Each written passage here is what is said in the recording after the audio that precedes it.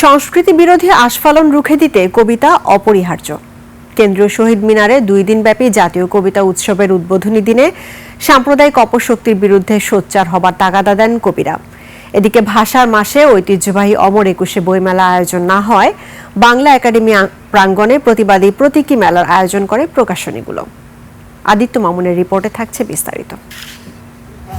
বিদেশ থেকে দেশে রেমিটেন্সের টাকা আসে নিরাপদে, তাই আজই আপনার আপনজনকে বলে রাখুন রেমিটেন্সের টাকা যেন শুধু নগদেই পাঠায়। প্রথা ভেঙে কেন্দ্রীয় শহীদ মিনারে এবার জাতীয় কবিতা উৎসব। সংস্কৃতি বিরোধী আস্ফালন রুখে দেবে কবিতা, এই শিরোনামে জাতীয় কবিতা পরিষদের আয়োজনে যোগ দেন কবি ও সংস্কৃতি কর্মীরা। টুটি চেপে ধরেছে 4000 বৎসরের পুরনো আমাদের অস্তিত্বের গভীরে প্রথিত অজর অমর অক্ষয় বাংলা সংস্কৃতির।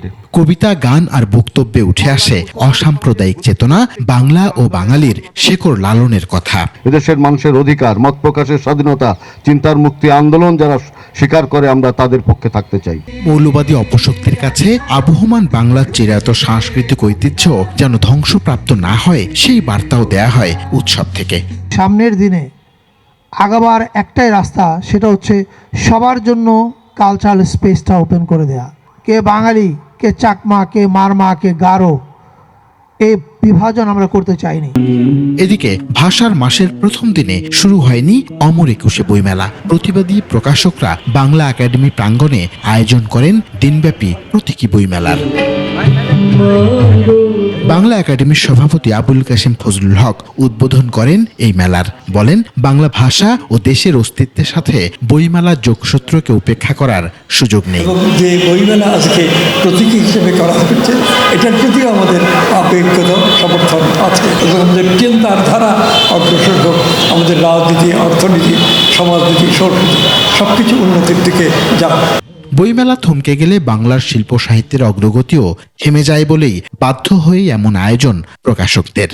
সরকারের মধ্যে একটা গোষ্ঠী আছে বা সরকার সামগ্রিকভাবেই চায় না এখানে বইমেলাটা যথাসময়ে হোক।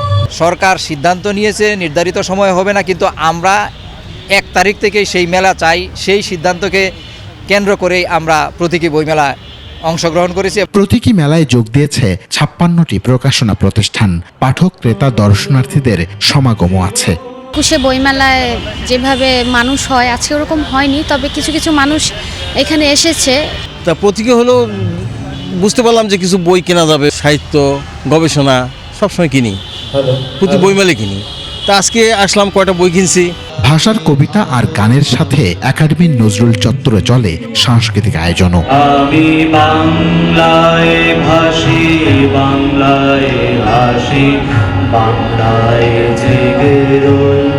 আদিত্য মামুন, 21 টেলিভিশন।